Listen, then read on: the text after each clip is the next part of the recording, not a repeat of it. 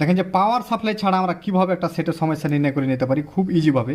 যে দেখেন যে আমার এখানে পাওয়ার আইসি আছে, চার্জিং আইসি আছে টিনের ভিতরে, তো আমরা পুরোটাই না কেটে অল্প কেটেছি। এই যদিও এই কাজটা অন্য এক দোকান থেকে আমাদের কাছে পাঠিয়েছে, দেখতে পেয়েছেন অলরেডি ওনাদের স্টিকার লাগানো আছে। তো ওনারা সিপিইউ এমএমসির কাজ করেছে। এটার প্রথম প্রবলেম ছিল যে টাচে কাজ করানো, এই সমস্যাটার জন্যই নিয়ে এসেছিলো। তো পর্যায়ক্রমে আমরা যখন আমাদের স্টেপ বাই স্টেপ আমরা চেক করি, তখন আমরা বুঝতে পারি যে আমাদের চার্জিং এসি পাওয়ার এসি কাজ করছে না। পরবর্তীতে আমরা দেখলাম যে ওনারা সিপি এমএমসি দুটোটা উঠে রেখেছে, প্লাস এখানে ইএমএমসির বেশ কিছু বল ওনারা দেখা এসে যে নষ্ট হয়ে গেছিলো। আমরা ওইগুলো বলগুলো আবার বানিয়েছি, সমস্যা নেই। কাজ করতে যে অনেকের সময় হতে পারে, তো হোক ওটা আমরা রিপেয়ার করতে পারি, ইনশাল্লাহ করতেছি। এখন বিষয় আমাদের যে আমরা যখন প্রথম স্টেপে চেক দিই যে এটার পাওয়ার এসি চার্জিং এসি কাজ করছে করেন, আমাদের কাস্টমার নিয়ে আসা মাত্রই আমরা যখন আমাদের প্রথম কাজগুলোই থাকে যে আমাদের মাদারবোর্ডের কতটুকু সমস্যা হয়েছে। আমাদের একটা মোবাইলে যখন সমস্যা হয় তখন পুরাটাই তো আর সমস্যা হয়ে যায় না, সব কিছু তো আর খারাপ হয় না। তো কিছু না কিছু খারাপের কারণে দেখা যাচ্ছে অন্য অন্য জায়গাতেও আমাদের প্রবলেম হয়। তো অনেক সময় দেখবেন যে আমাদের হাতে বা পায়ে প্রচণ্ড আঘাত বা ব্যথা পাইলে আমরা কি হয়, আমরা মোটামুটি দুর্বল হয়ে পড়ি। তো দেখেন যে আমার বাকি আমার একটাই জায়গা, আমার যদি একটা ডান হাতে সমস্যা হয়, আমার দেখা যাচ্ছে হাত পা সবই ঠিক আছে, মাথাটা তো সবই ঠিক আছে, কিন্তু বাম হাতের যে ব্যথা বা যন্ত্রণার কারণে আমার বাকি যে হাত পা যেগুলো আছিল এগুলোতে কি অ্যাকুরেটভাবে আর কাজ করতে পারে না। তখনই কি হয়, তখন আমাদের একটা সমস্যার মধ্যে পড়ি। তো এরকমই মোবাইলেরও সবই কিন্তু নষ্ট হয়ে যায় না, হয় ডান হাত নাহলে বাম হাত, এরকম একটা কোনো একটা বিষয় নষ্ট হয়েছে, ওইটার কারণে ওইটারই ব্যথার ওইটার যন্ত্রণার কারণে পুরা মাদার বডি ব্যথায় জর্জরিত হয়ে আছে, এরকম একটা বিষয়। তো ওইরকমই আমাদের কোনো এক জায়গাতে প্রবলেম হয়ে গেছে, ওটার কারণে পুরো মাদার বোর্ডটা আমাদের তখন অকেজ হয়ে যায়। তো সব জায়গার কারণে অনেক সময় দেখবেন যে আমাদের ছোটোখাটো হালকা যদি একটু ব্যথা লাগে একটু হাতের ভিতরে, তো এখানে আমরা কী হয় না, ঘাবড়াই না, চলি। এরকমই মাদার বোর্ডে অনেক সময় ছোটোখাটো যদি প্রবলেম হয় চলতে থাকে, ওরকম কোনো ইফেক্ট পড়ে না। কিন্তু যখন একটু বড় ধরনের সমস্যা দেখা যাচ্ছে, হাত একটা ভেঙে গেছে, পা একটা ভেঙে গেছে, তো এই যে ব্যথা এটা যন্ত্রণার কারণে অন্যান্য কাজও আমাদের স্থগিত হয়ে যায়। এরকমই আমাদের মাদারবোর্ডটারও একটা প্রবলেম মনে করেন যে এরকম বড় ধরনের প্রবলেম। তো আমরা কি এখন চেক দিতে হবে যে আমার পাওয়ার আইসি, চার্জিং আইসি, সিপিইউ এই সমস্ত বিষয়গুলো কাজ করছে কি করে না, এগুলো আমরা মাদারবোর্ড যে কোনো আইসি উঠার আগেই আমরা বিষয়টা নির্ণয় করতে হবে। হুট করে আমরা আইসি উঠে নিই না, বা হুট করে আমরা আইসি উঠাবো না। আগে আমাকে জানতে হবে যে আমার পাওয়ার আইসি কাজ করছে করে না, আমার সিপিইউ কাজ করছে করে না, আমার ইএমএমসির কী পরিস্থিতি আছে, তারপরেই আমরা উঠাবো। এইভাবে প্রসেস বা ধারাবাহিকতাভাবে যখন আমরা কাজ করি, আমাদের কোনো পাওয়ার সাপ্লাই প্রয়োজন পড়ে না। তো এইটাই ফোন দেখা যাচ্ছে অনেকে আছে যে সিপিইউ লাগার পর চেক করে, যেটা যারা যেটা যে পদ্ধতি ভালো লাগে সে সেটা করে, কিন্তু আমারটা আমি করি এবং আমি সহজভাবেই দেখা যায় সে বিষয়গুলো নির্ণয় করতে পারি। এবং 100 এখানে যে কোনো সন্দেহজনক না যে আমার এখানে 7 উঠছে, রিডিং 8 উঠছে, এটা থেকে সমস্যা, এরকম কোনো বিষয় নয়। 100% শিওর হতে হবে, আমি যেটা বলবো ওইটাই হতে হবে, এরকম একটা পর্যায়ে আমরা চেকটা করতে পারি, যেটা মিটারের মাধ্যমে, এবং কোন লাইনে কখন কত ভোল্টেজ থাকতে হয় এটার উপরে। তাহলে আমরা এখন চলে যাই কাজে। তো প্রথমে আমার চার্জিং আইসি আর পাওয়ার আইসি যদি ঠিক থাকে, এখানে পাওয়ার অন রিসেট নামে একটা ভোল্টেজ আমাদের বের হবে। ওই ভোল্টেজটা বের হবে পোকো X2 মাদারবোর্ডের আপনারা পাবেন। এখানে দেখবেন যে পাশাপাশি দুইটা রেজিস্ট্যান্স লাগা আছে, তারপরে আর একটা ফাঁকা আছে, তারপরে যে একটা রেজিস্ট্যান্স, এটাই হচ্ছে আমাদের পাওয়ার অন রিসেট বাটন। এটা যদি আমাদের সেটের চার্জিং আইসি পাওয়ার আইসি ওকে থাকে, তারপরেই আমাদের পাওয়ার অন রিসেট ভোল্টেজটা এখানে আসবে, আর এখানের ভোল্টেজের মাত্রা থাকবে 1.8 ভোল্ট। এটা কখন আমরা পাবো, সেটা চার্জে লাগার সঙ্গে সঙ্গেই আমরা পাবো। তো চার্জে লাগানোর পর আমরা এখানে দেখব যে আমাদের ভোল্টেজটা আসছে কি আসে না। কিন্তু এটা হচ্ছে যে ডায়াগ্রামের পদ্ধতি বা টেকনিকটা, কিন্তু এটা ছাড়া আমরা পাওয়ার অন রিসেট বা আরও যে প্রসেসিংগুলো আপনারাকে বলবো ওইগুলা ছাড়াও আমরা আমাদের ফোনের সমস্যা আমরা নির্ণয় করে থাকি। এটা হচ্ছে একটি ডায়াগ্রামের ফর্মুলা বা ডায়াগ্রামের প্রসেস। এই বিষয়গুলো অনেক সময় অনেক স্টুডেন্ট নিতে কষ্ট হয়ে যায় বা অনেকে বুঝতে পারে না সহজে। তখন আমরা কি করি যে আমাদের দেখানো যে কৌশল প্রসেস নিজস্ব আছে সেগুলো আমরা ব্যবহার করি, এবং এটার মাধ্যমে তারা খুব সহজেই কাজগুলো করতে পারে। তো আমাদের মিটারের মাধ্যমে আমরা দেখব ডিসি মোডে নিয়ে যে আমাদের ভোল্টেজটা আসছে কি আসে না। আমি মাইক্রোস্কোপ দিয়ে দেখি। তো আমাদের মিটারের কালো কাঁটাটা অবশ্যই বডিতে রাখবো। বডিতে রাখার পর আমি আমার সেটটা চার্জে লাগিয়ে রেখেছি। লাগার পর আমি এখানে দেখব যে 1.8 ভোল্টেজ আসছে কি আসে না। দেখেন 1.8 ভোল্টেজ আসছে। এই 1.8 ভোল্টটা যদি আমার আসে তাহলে আমি বুঝবো কি বুঝবো আমার কি ভালো আছে, চার্জিং এসি পাওয়ার আইসি চার্জিং এসি পাওয়ার এসি ভালো আছে এবং কি করছে, কাজ করছে। কাজ করতেছে। তাহলে এই যে চার্জিং এসি পাওয়ার এসি ভালো আছে কাজ করছে, এটা আমরা ডায়াগ্রামের আমরা তো এখানে দেখেন এই যে পাওয়ার অন রিসেট, এখানে আমাদের যে বিষয়টা এখানে বুঝতে এখানে পাওয়ার কি পাওয়ার বটম এলাইন এখানে দেওয়া আছে আপনার 92 নাম্বার পিনে, তারপর আমাদের 8 নাম্বার পিনে হচ্ছে আপনার পাওয়ার অন রিসেট।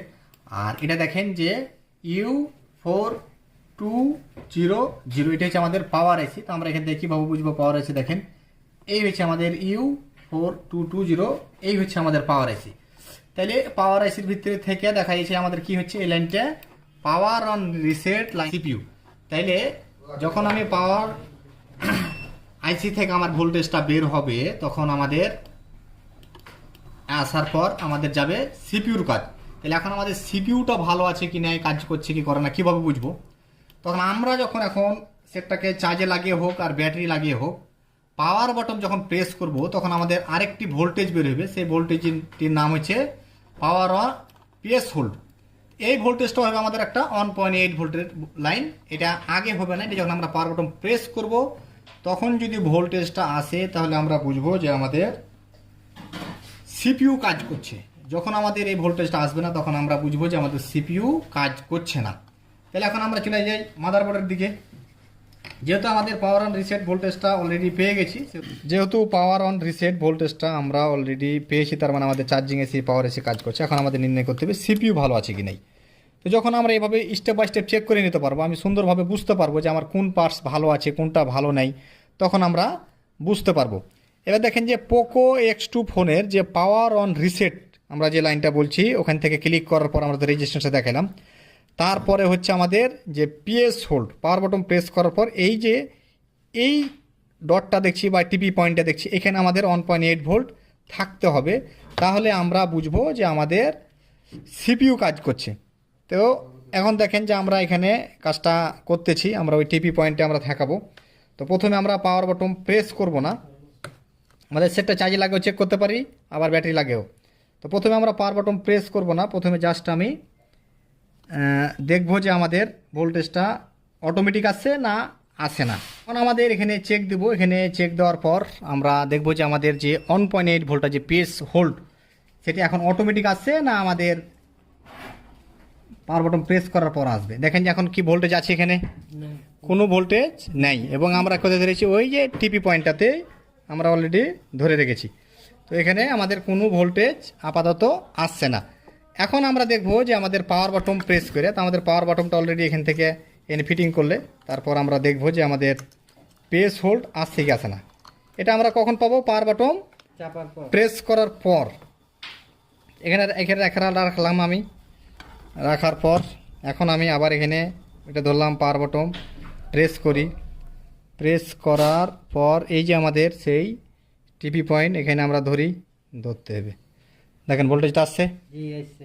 তাহলে এই হচ্ছে যে আমাদের পাওয়ার বটন প্রেস করার পর এই ভোল্টেজটা এসে স্টেবল হয়ে যাবে এবং এরপরেই আমাদের বুঝতে পারবে সিপিইউ যে আমাদের পাওয়ার বটন প্রেস করেছি, প্রেস করার পর এই পিএস হোল্ড আবারও আমাদের যে পাওয়ার আইসি তার কাছে যাবে, যাওয়ার পর আমাদের যে রিসেট পাওয়ার অন রিসেট যে ভোল্টেজটা ছিল সেই ভোল্টেজটা কী হবে, স্টেবল হয়ে যাবে এরকমভাবে স্টেবল। তারপরে আমাদের সেটটা বুটিংয়ের জন্য বা যে সেটটা আমাদের অন হওয়ার জন্য যে প্রসেস দরকার সেটাই তখন আমাদের কমপ্লিট হয়ে যাবে। তাহলে এখন আমরা কী কী নির্ণয় করতে পারলাম, পাওয়ার আইসি CPU, চার্জিং আইসি এগুলো আমাদের ভালো আছে কাজ করছে। এখন হবে আমাদের এমএমসি লাগানোর পালা।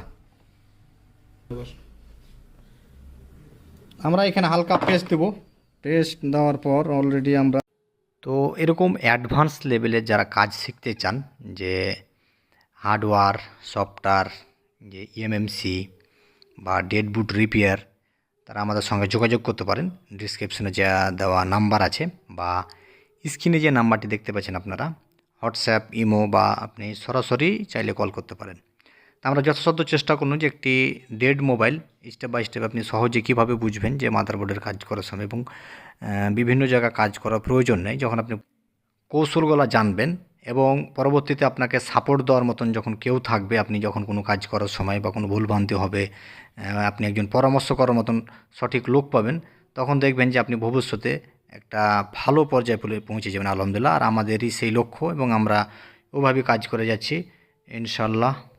আমাদের অলরেডি র্যাম লাগানো, ইএমএমসি লাগানো হয়ে গেছে, জিওফেস চিপসটা আমাদের। এখন আমরা ঠান্ডা গেছে মাদারবোর্ড, এখন আমরা সেটটা দেখবো যে অন হচ্ছে নাকি। তো আমাদের কি পর্যায়ে আছে, আমরা সেটটিকে প্রথমত চার্জে লাগিয়ে দেখবো। এই হচ্ছে আমাদের সেটটি, যে কি পর্যায়ে। দেখেন যে আলহামদুলিল্লাহ আমাদের অলরেডি পোকো লেখা চলে এসছে। এই হচ্ছে আমাদের চার্জ হতে লেগেছে। তার মানে আমরা যে প্রসেস বা যে কৌশলগুলো দেখানোর চেষ্টা করেছি, দেখেন যে পুরা কাজটা এই ডেড কন্ডিশন, এবং এমনকি সেটটা অন্য দোকান থেকে রিটার্ন এসছে। তাও আমরা প্রসেস বা কৌশল জানলে আমরা এটাই বুঝতে চাচ্ছি যে প্রসেস বা কৌশল বা মাদারবোর্ডের কখন কোন পরিস্থিতিতে কী পর্যায়ে আছে, এটা যদি বুঝতে পারা যায় সঠিকভাবে, তাহলে আপনার আমাদের সমস্যা, মোবাইলের কি সমস্যা আছে এটা খোঁজার জন্য আর আমাদের পাওয়ার সাপ্লাই আমরা ব্যবহার করি না। এটাই আমরা বুঝতে চাচ্ছি যে পাওয়ার সাপ্লাই ছাড়াও আমরা সমস্যা, মোবাইলের ফুল সমস্যা খুঁজে বের করতে পারি, যে কিভাবে একে করা যায়। তাই এই আমরা দেখলেন যে কাজটা করলাম। এই আমাদের যে টিন কাটা আছে, দেখেন যে আমাদের এখানে যে পিএস হোল্ড যে বাটনটা আমরা এখানে চেক করেছি, তারপর আরও বিস্তারিত নিচে আমরা দেখা যাচ্ছে তো কাজ করেছি।